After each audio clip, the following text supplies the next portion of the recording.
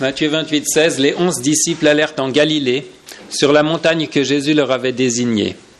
Quand ils le virent, ils se prosternèrent devant lui, mais quelques-uns eurent des doutes. Jésus s'étant approché leur parla ainsi, « Tout pouvoir m'a été donné dans le ciel et sur la terre. Allez, faites de toutes les nations des disciples, les baptisant au nom du Père, du Fils et du Saint-Esprit. Et enseignez-les à observer tout ce que je vous ai prescrit. Et voici, je suis avec vous tous les jours jusqu'à la fin du monde. » Alors c'est un passage bien connu, Jésus qui nous donne la mission, qui donne aux disciples la mission d'aller par tout le monde, faire des disciples.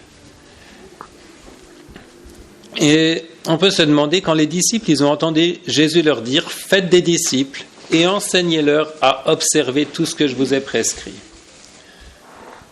Qu'est-ce qu'ils se sont rappelés, les disciples? Ils se sont sûrement demandé « Qu'est-ce que c'est, tout ce que je vous ai prescrit ?» Si on voulait résumer, qu'est-ce que c'est? Puis ils ont dû se rappeler les derniers enseignements de Jésus, ce qui était le plus frais dans leur mémoire. Et les dernières paroles que Jésus leur avait adressées, c'était quand? C'était avant son arrestation, en fait, parce que là, le passage qu'on a lu, c'est après la résurrection. Donc ils ont dû se remémorer les dernières paroles de Jésus avant son arrestation. Et ces paroles, on les trouve surtout dans l'évangile de Jean, chapitre 13 à 17. Chapitre 13, 14, 15, 16, 17, ça nous parle du discours de Jésus à ses disciples dans la chambre haute, au moment du dernier souper, au moment où Judas allait le trahir et partit pour trahir Jésus, au moment où il a lavé les pieds à ses disciples. Donc c'est l'évangile de Jean qui nous rapporte ces paroles avec autant de détails. Et ce dernier discours de Jésus, il a dû laisser une forte impression sur les disciples. Et donc quand plus tard, il les retrouve après la résurrection et qu'il leur dit « Allez, faites des disciples, enseignez-leur à observer tout ce que je vous ai prescrit », ils ont probablement pensé à ces dernières paroles de Jésus, aux dernières paroles qu'il leur avait adressées avant de souffrir. Alors, qu'est-ce que c'était ces dernières paroles? On va en relire quelques-unes. On va voir qu'il y a un thème qui émerge. Mais on peut lire déjà dans Jean, au chapitre 13, au verset 34. Donc le contexte de Jean 13, c'est Judas qui va aller trahir Jésus, Pierre qui dit « Je ne te renierai jamais ». Et au verset 34, « Je vous donne un commandement nouveau. Aimez-vous les uns les autres comme je vous ai aimés. Vous aussi aimez-vous les uns les autres. À ceci, tous connaîtront que vous êtes mes disciples si vous avez de l'amour les uns pour les autres. » Et dans ces deux versets qu'on a lus, on retrouve les mêmes éléments, les disciples et les commandements, et on voit l'amour. Le commandement, c'est de vous aimer les uns les autres. Et être des disciples, à ceci tous connaîtront que vous êtes mes disciples si vous avez de l'amour les uns pour les autres. Jésus a dit que c'était un commandement nouveau et certains pourraient objecter et dire « mais c'est pas nouveau parce que dans l'Ancien Testament c'était déjà dit, tu aimeras ton prochain comme toi-même ». Mais ce qui est nouveau dans le ministère de Jésus, c'est qu'il insiste sur l'amour.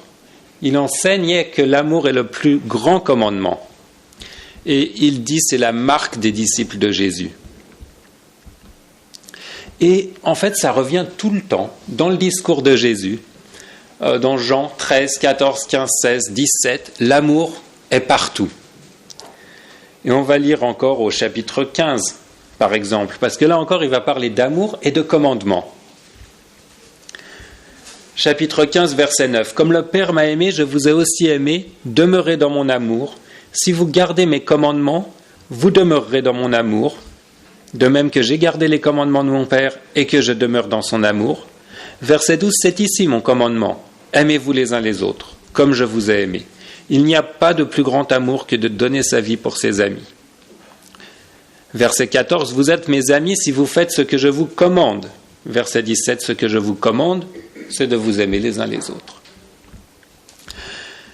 Et on réalise que lors de cette dernière réunion de Jésus avec ses disciples, Jésus, il a vraiment insisté sur l'amour.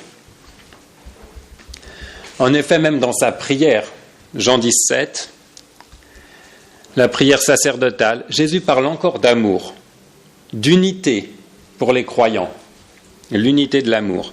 Et il termine sa prière en disant « Je leur ai fait connaître ton nom et je le leur ferai connaître, afin que l'amour dont tu m'as aimé soit en eux et que je sois en eux. » Alors c'est clair, l'amour c'est vraiment la marque des chrétiens. Ça doit être la marque des disciples. Si on veut proclamer l'amour de Christ, Jésus nous a demandé de nous aimer les uns les autres. C'est comme cela qu'on sera des disciples de Jésus. C'est comme cela que le monde verra que nous sommes des disciples de Jésus. Donc Matthieu 24, qu'on a lu, le premier passage qu'on a lu, Matthieu 28, le passage qui est le fondement de la mission chrétienne, allez dans le monde, faites des disciples. On a vu que faire des disciples, enseigner tout ce que Jésus avait prescrit, eh bien l'amour a une place extrêmement importante, à la fois dans la notion de disciple et à la fois dans la notion de commandement. Alors de quel amour Jésus nous parle ? C'est quoi l'amour ? L'amour dont Jésus nous a donné l'exemple, Jésus il en a parlé aussi pendant son ministère, il a beaucoup parlé sur l'amour. Et un passage par exemple dans Luc 6, chapitre 32, il a dit « Si vous aimez ceux qui vous aiment, quel gré vous en saura-t-on ? Les pécheurs aussi aiment ceux qui les aiment. Si vous faites du bien à tous ceux qui vous font du bien, quel gré vous en saura-t-on ? Les pécheurs aussi agissent de même. » Verset 35, « Aimez vos ennemis. » Donc, la formule « quel gré vous en saura-t-on » c'est une formule un peu compliquée, mais d'autres traductions disent « pourquoi vous attendre à une reconnaissance particulière ?» Ou une autre traduction « si vous aimez ceux qui vous aiment, il n'y a pas de quoi vous dire merci. » C'est ça que ça veut dire. Et donc, il parle là, Jésus, de l'amour naturel. La capacité normale que tout le monde a d'aimer les gens qui nous font du bien, d'aimer quelqu'un pour ce qu'il nous apporte. Alors, quand Jésus nous dit de nous aimer les uns les autres ou d'aimer nos ennemis, il parle d'une autre sorte d'amour. Un amour qui aime ses ennemis, c'est une autre sorte d'amour. Et cet amour, donc Jésus en a parlé, mais il nous l'a aussi montré par sa vie et surtout par sa mort sur la croix. Et là encore, il y a beaucoup de passages qui nous parlent de l'amour de Jésus à la croix. J'en ai choisi un dans Romains 5, un passage bien connu, Romains 5, chapitre 6. « Lorsque nous étions encore sans force, Christ, au temps marqué, est mort pour des impies. À peine mourrait-on pour un juste. Quelqu'un peut-être mourrait-il pour un homme de bien.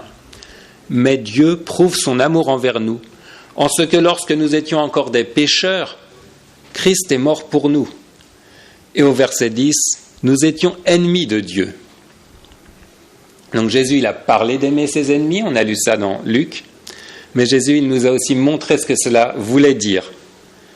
Il a aimé ses ennemis, il est mort pour eux. Il l'a mis en pratique, ce qu'il avait enseigné pendant sa vie, pendant son ministère. Ce verset, à peine mourrait-on pour un juste, quelqu'un peut-être mourrait-il pour un homme de bien. C'est pas souvent qu'on voit quelqu'un donner sa vie pour un autre. C'est pas souvent dans les nouvelles, à la radio ou à la télé. Peut-être un mari pour sa femme ou une femme pour ses enfants. Il y a quelques années, dans l'actualité, on avait eu vraiment cet exemple admirable du gendarme Arnaud Beltrame, pas très loin d'ici, qui a pris la place d'une otage et qui est mort. Et il a pris la place, non pas de sa femme ou de ses enfants, mais de quelqu'un qu'il ne connaissait pas. Mais est-ce qu'on pourrait s'imaginer un officier de l'armée qui va aller prendre la place d'un petit terroriste de l'État islamique et qui va dire bon, je vais mourir à sa place parce que le pauvre, il a grandi dans l'islam toute sa vie, il n'a jamais entendu autre chose, il a droit à une deuxième chance, donc je vais mourir pour qu'il puisse vivre et avoir une deuxième chance. En fait, ce serait ridicule. Si on entendait quelque chose comme ça aux informations, la plupart des gens seraient choqués. Et pourtant, c'est le genre d'amour dont Jésus nous a aimés. C'est de ce genre de sacrifice dont Paul parle dans le passage qu'on a lu dans Romains. Quand nous étions ennemis de Dieu, Christ est mort pour nous. C'est un amour fou, un amour qui est prêt à subir l'injustice pour aider les autres. Nous, on s'est habitués à l'histoire de Jésus.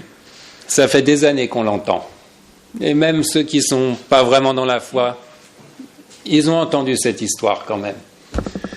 Mais nos amis papous, quand ils ont entendu ça, ils ont trouvé cette histoire mais complètement folle. Jamais je donnerais un de mes enfants pour sauver un de mes ennemis. Et donc quand ils ont cru, il y a eu une forte réalisation de ce que c'était que l'amour de Dieu. On a lu ce que l'apôtre Paul avait écrit dans Romains, mais l'apôtre Jean a aussi beaucoup écrit sur l'amour de Dieu manifesté par le sacrifice de Jésus. On peut lire dans la première épître de Jean, chapitre 4 et verset 7. « Bien-aimés, aimons-nous les uns les autres, car l'amour est de Dieu, et quiconque aime est né de Dieu et connaît Dieu. Celui qui n'aime pas n'a pas connu Dieu, car Dieu est amour. L'amour de Dieu a été manifesté envers nous, en ce que Dieu a envoyé son Fils unique dans le monde, afin que nous vivions par lui. Et cet amour consiste non point en ce que nous avons aimé Dieu, mais en ce qu'il nous a aimés et a envoyé son Fils comme victime expiatoire pour nos péchés. Bien-aimés, si Dieu nous a ainsi aimés, nous devons aussi nous aimer les uns les autres. » Alors notre amour, l'amour dont Jésus parle, l'amour auquel Paul et Jean nous exhortent, il n'est pas fondé sur une philosophie vaine ou sur une théorie savante. Il est fondé sur la vérité de l'exemple de Jésus. C'est seulement parce que lui, il nous a montré l'exemple que nous pouvons suivre cet exemple. Alors on a lu tout à l'heure où on a évoqué Jean 17, comment Jésus il prie le Père pour que le Père nous aide à être unis dans l'amour, à avoir cet amour. Jésus, il savait très bien qu'il ne suffisait pas de donner un commandement, aimez-vous les uns les autres. Il ne s'est pas contenté de donner un commandement. Aimer sur commande, ça n'est pas facile. Donc il a donné le commandement, mais il a aussi donné l'exemple. Et il a aussi donné la force par le Saint-Esprit. Quiconque croit en Jésus reçoit le Saint-Esprit, et c'est le Saint-Esprit qui va nous donner la force de ressembler à Jésus, plutôt que de suivre notre ancienne nature. On a parlé de la transformation dans la vie de nos frères et sœurs ici. C'est seulement grâce au Saint-Esprit que des maris qui battaient leurs femmes peuvent arrêter de les battre. Ou que des gens qui se bagarraient tout le temps peuvent arrêter de se bagarrer. Donc Jésus-Christ lui-même, c'est notre exemple. La force d'aimer, elle nous vient du Saint-Esprit. Et Jésus, il prie aussi le Père pour que nous soyons unis dans l'amour. Donc c'est toute la Trinité qui se mobilise pour que nous puissions vivre cet amour.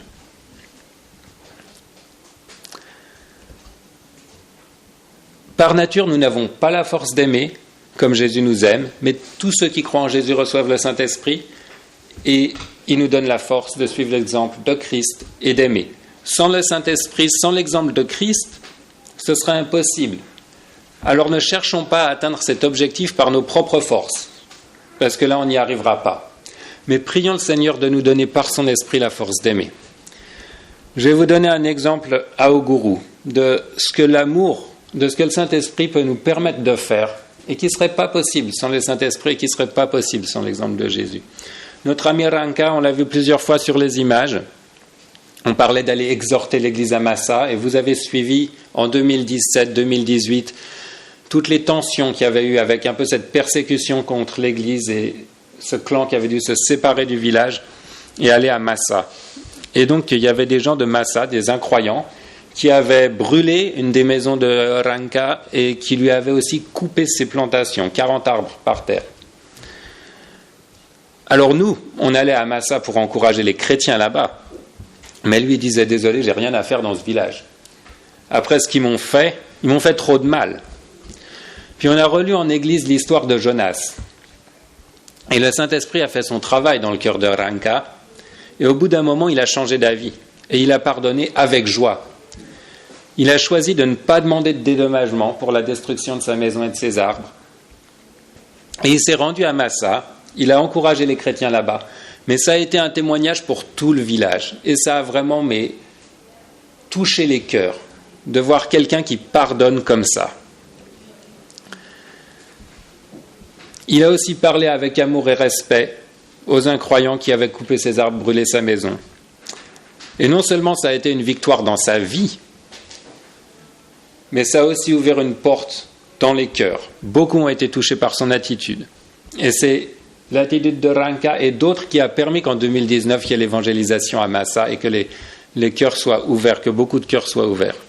Un tel pardon, ce n'est pas possible sans l'exemple de Christ et ce n'est pas possible sans le Saint-Esprit.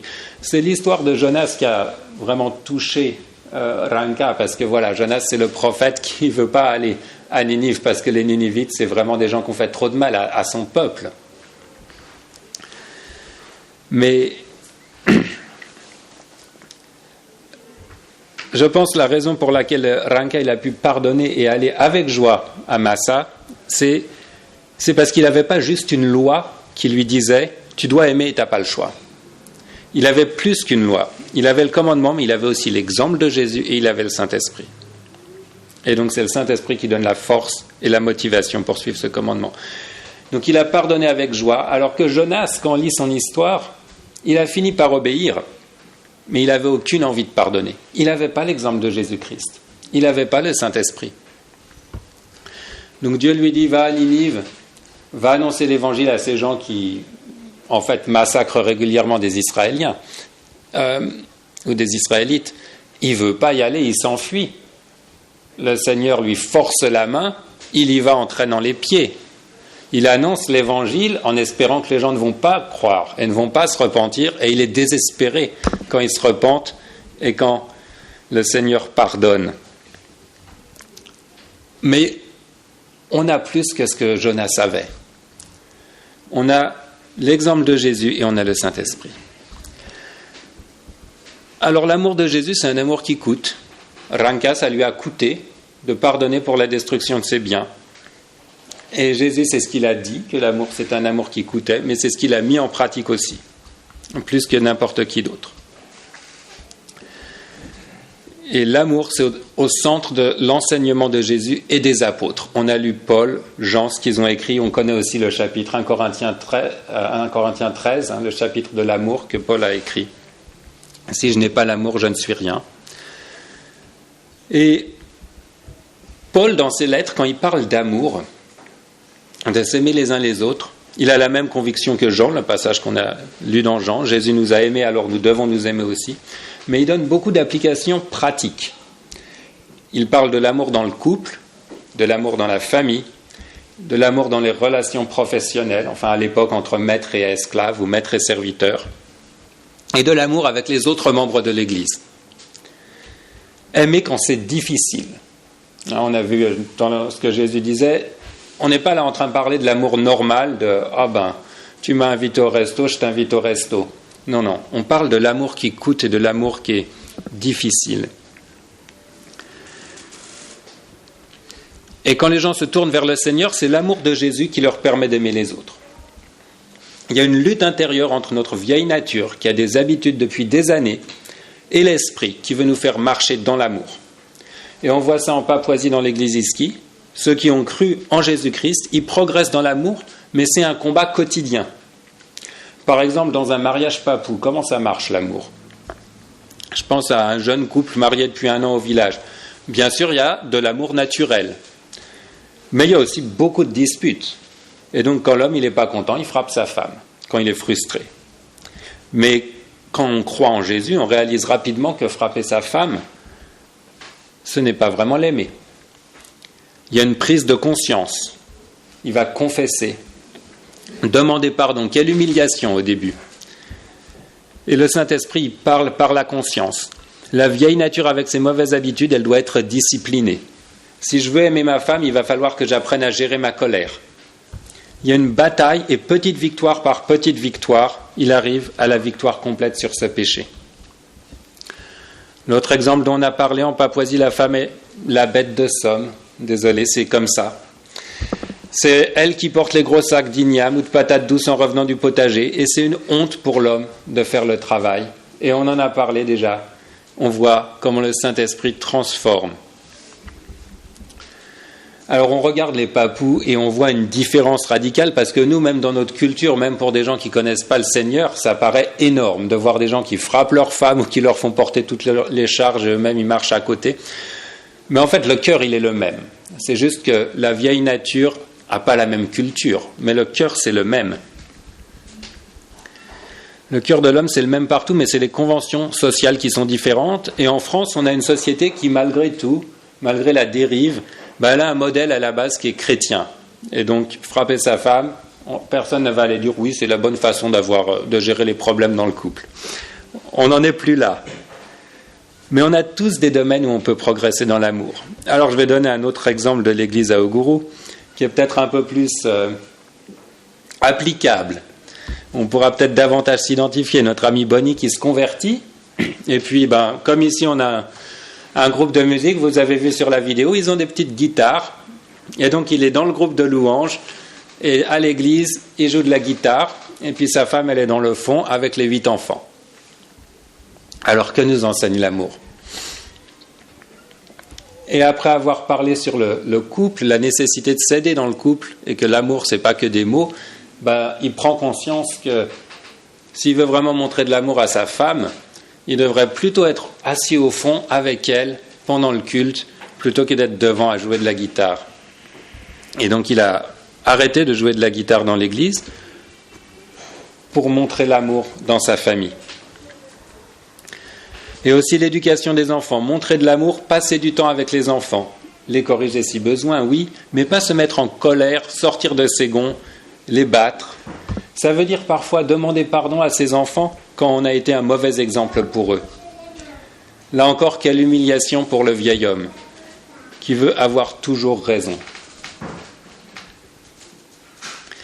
Donc ça, c'est des exemples en Papouasie de ce qu'on voit dans l'église Iski, puis on revient en France. On renoue avec les amis, avec les églises qui nous soutiennent, et on voit que partout c'est le même combat.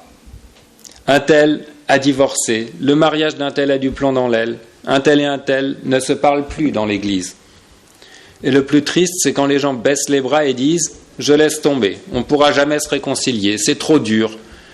Vous ne pouvez pas comprendre ce que cette personne m'a fait subir. J'ai plus envie d'essayer de restaurer cette relation. » Alors je vous dis, ne laissez pas tomber le combat de l'amour. Pourquoi ? Parce que c'est dans l'amour qui se donne que l'on ressemble le plus à Jésus.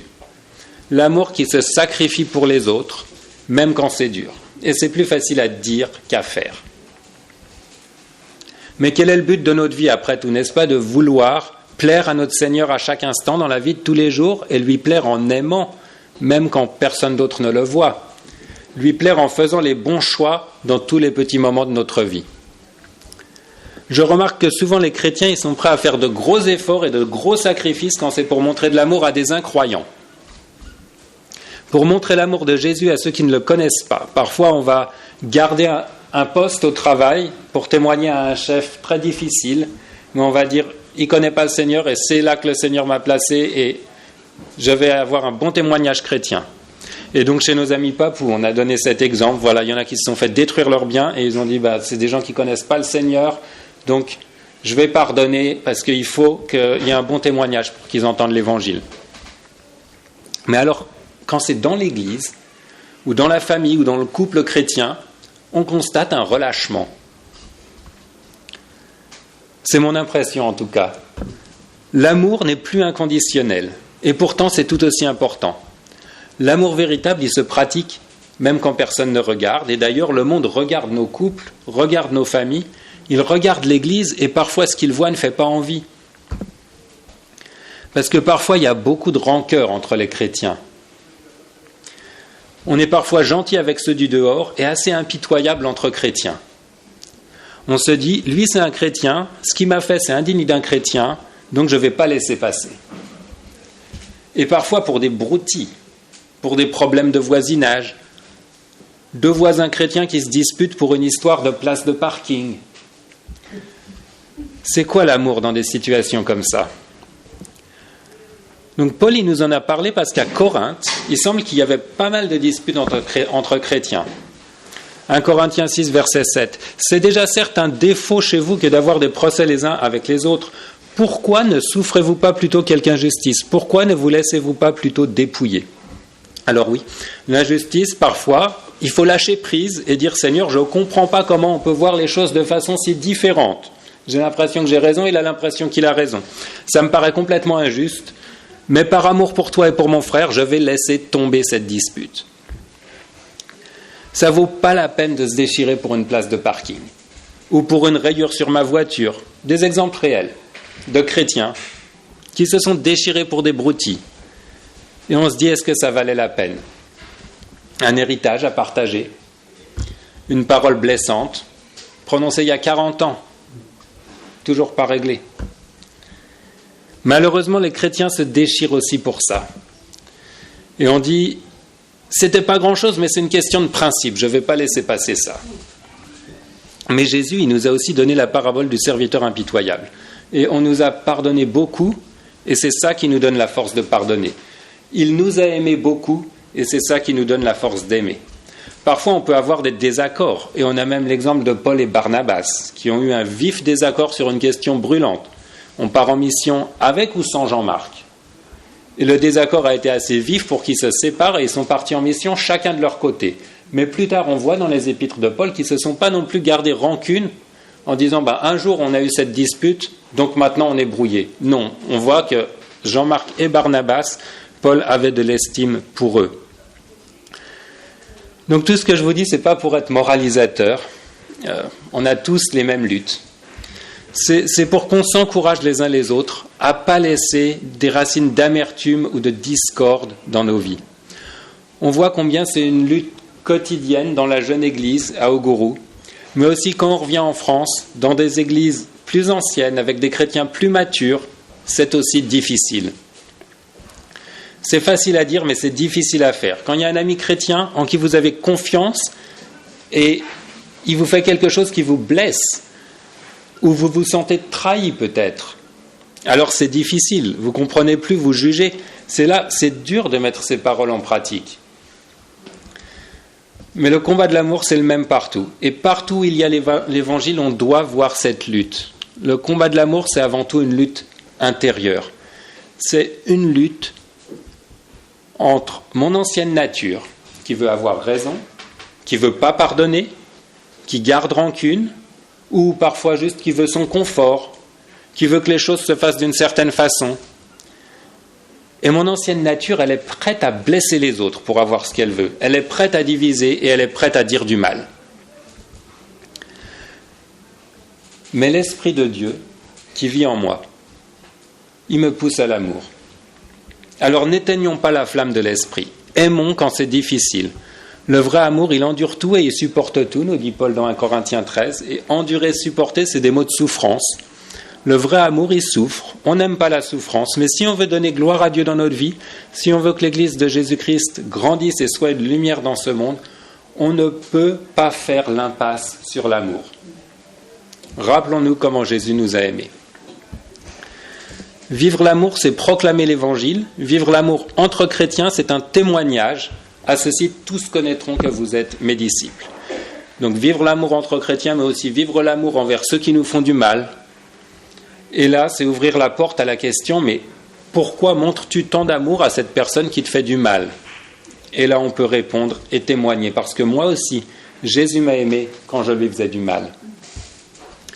Jésus, il nous dit d'aller par tout le monde, faire des disciples en proclamant et en vivant l'amour. C'est à cela que le monde reconnaîtra de vrais disciples de Jésus. Alors le chant missionnaire, il commence là, quand vous sortez de l'église. Mais l'amour, lui, il commence ici dans l'église. Et il commence dans votre couple, dans votre famille. Que le Seigneur vous bénisse.